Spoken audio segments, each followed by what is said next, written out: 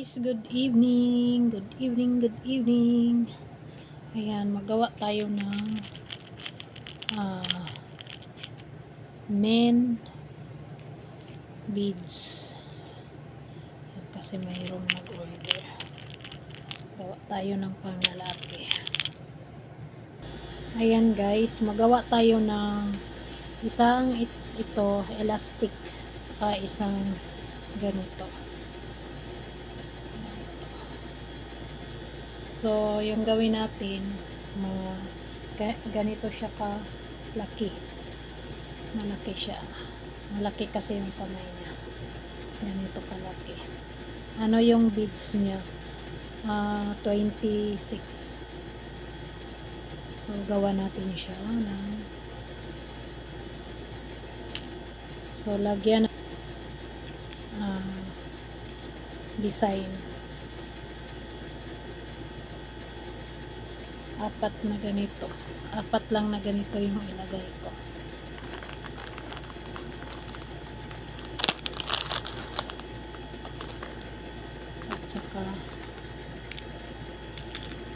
At saka isang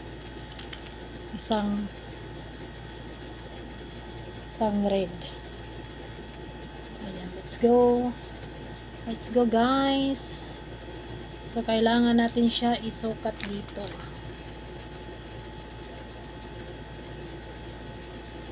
Mga isang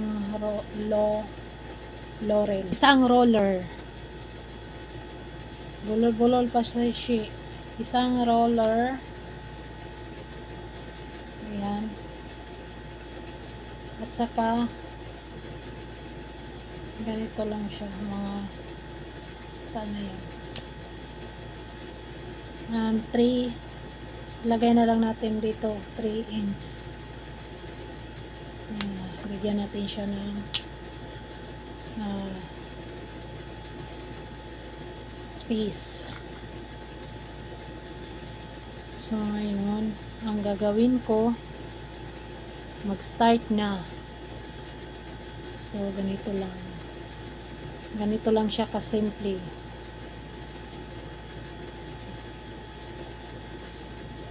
Diba?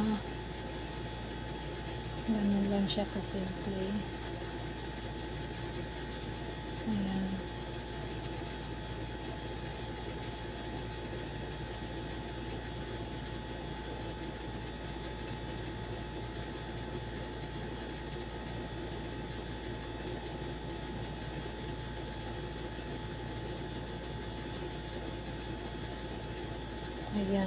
Ayan na. So, ganon.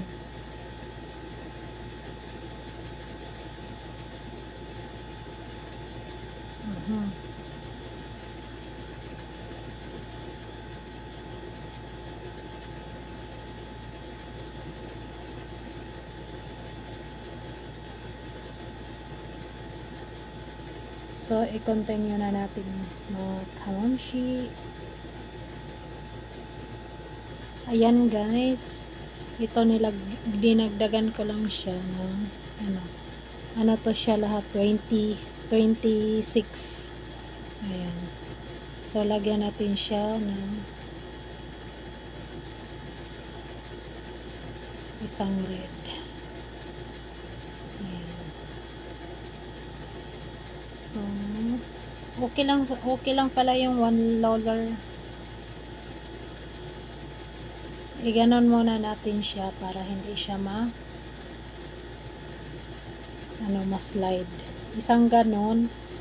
Tapos ganito lang siya pag tali. Kasi masira siya, ma-slide siya. Tapos ganon. Iganon mo lang siya. Ganon. Tapos kung tingnan nyo, di ba matanggal siya? Matanggal siya. Matanggal. Kailangan iganon nyo siya. Ganon pagtali. Ganon siya pagtali, ha?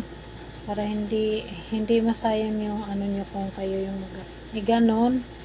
Pagkatapos itong dalawa na to, ano pa ba siya? Itong dalawa na to, kailangan din nyo sabay pag tali. Tapos ganito nyo, yan siya. So ganito siya, tingnan nyo, di ba may kailangan nyo din siyang hilain ganun.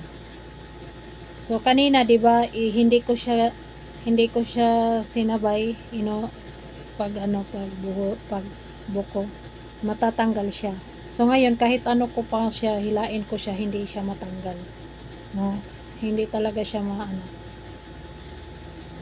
Ayan. Nakapit na siya. Sobrang kapit na niya, guys. Parang siya lang. Tapos yun na yun. Yun na yun. Oh, ang bilis lang, di ba? Kailangan talaga habaan mo yung pasensya mo. Kasing haba ng pasensya mo sa kanya. So ngayon, nakagawa na ako ng isa. Tingnan nyo, guys. Ito siya pang lalaki. May nag-order sa akin. Ganon na siya. May. Tapos yung dito sa likod niya, mayroong red. Ito yung nagawa ko kagabi. Ito ngayon. So mayroon na tayong nagawa na isa. Tapos ngayon, ito naman yung gagawin ko. Itong ano nga yung pangalan nito, nakalimutan ko. Para siyang ang tibay niya, para siyang pamo. Ito yung kagabi ginawa ko. Ito yung ginawa ko na So ngayon magawa tayo ng another. Nasaan na yung ating mahiwagang roller. Ito, try ko. Ito siya, malaki din. Ito kailangan ko siyang habaan. Konti, parang dito. Kasi hindi naman to siya hindi siya parang ganito, hindi siya plastic. So ngayon, tingnan natin. Ang kamay niya malaki. So ganito. Let's go. Gawa na naman tayo. Iba yung gagawin ko na kulay. Mayroon tayong tira-tira na kulay.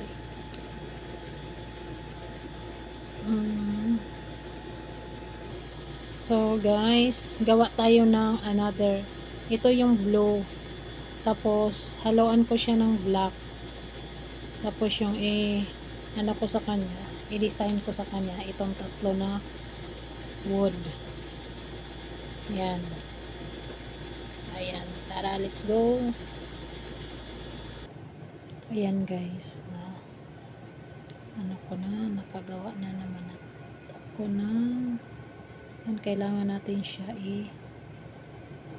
itali. Ang hirap nito. Ito yung matagal. Mabilis lang yung plastic. Kailangan mo talaga siyang hilain pag ganun, para hindi siya hindi siya maluwag. Tingnan. Mayroon na siyang buko dito sa dulo-dulo. So ngayon, hindi na siya matanggal, di ba? So ngayon, nagawa tayo ng another lock niya. Ganito lang siya. Ipantay natin. Yan. Ayan. Ito yung mahirap. Yan, ipantay natin yan siya. Gawa natin siya ng another. Siguro kalahati lang yata ng roller.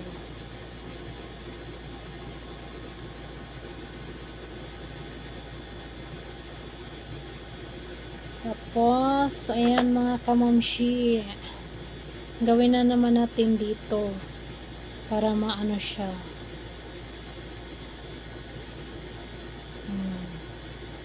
So tingnan nyo kung paano ni ginawa ng lock. So ganun lang siya. Ipasok dito sa loob. Ayan. Nung una guys, nahirapan talaga ako. Tapos dito, iwan ko kung nakita niyo. Mag-ano din ako nito next time. Tapos kailangan pantay siya. Dito lang yan. Tapos dito sa gitna. Ayan. Yan, gano'n na siya. Tapos kailangan mo siya i-pantay. So, gano'n. Gano'n na naman gano'n na naman natin. Ibalik. Tapos, hilain din. Na gano'n. Yun. Tapos, another na naman. Mabilis lang siya pag pag malaman mo. Ayan, gano'n lang siya pag lock. Kailangan natin ng tiyaga. Ilang na yun? 3. Gawan lang natin siya ng mga 6. 4 na 4. Tapos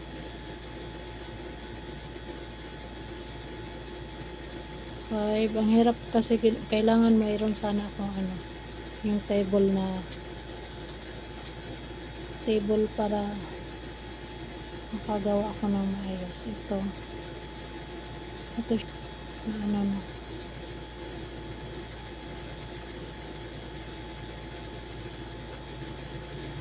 hila na yan, hila. So kailangan ilak na natin siya.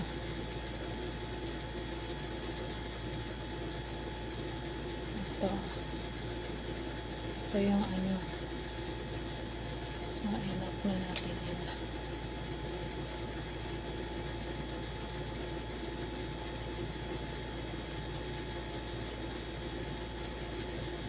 Ganun lang siya. Mahirap din, di ba? Mahirap din siya gawin. Tapos ganun. Kailangan natin ng lighter.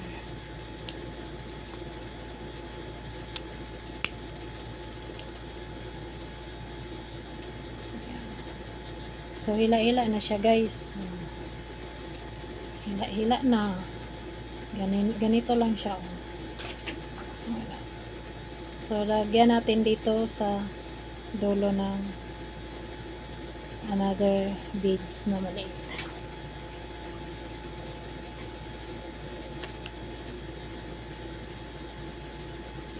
Ito yung ilagay natin para hindi siya lagyan lang natin siya ng mga 2 or maliit kasi siya kaya kailangan natin dagdagan mga 3. Yun.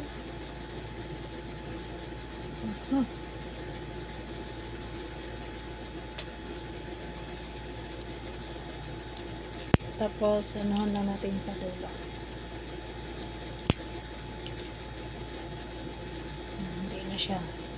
Hindi na siya makawalan. Meron siyang sa dulo. 3 lang inilagay natin. Ang liliit lang nito na beads pero ang mahal niya.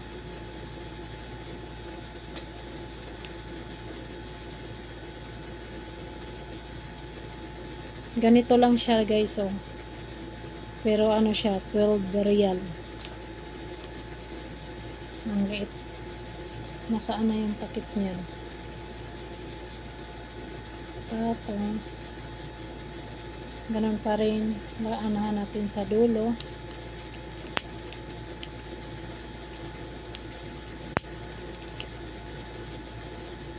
Uy, nakawalan pa to.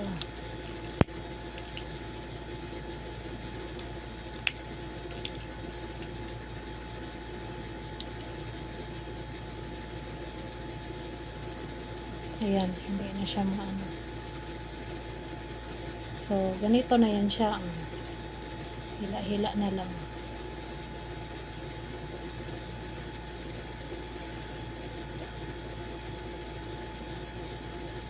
Ganon na siya. Dito, tingnan nyo. Hindi siya, hila-hila na lang siya. Diba? Ang bilis. Yuh! Yan. Maraming salamat guys. Maraming salamat sa panonood. Ayan, nakagawa na ako ng dalawa. Isang elastic at saka isang ano nga yun, pamo yata to. Hindi ko alam anong pangalan. Basta yun na yun. Yes, mayroon akong dalawa. Kagawa na. Ayan, maraming salamat guys. God bless you all and see you at sa next my vlog. Bye bye!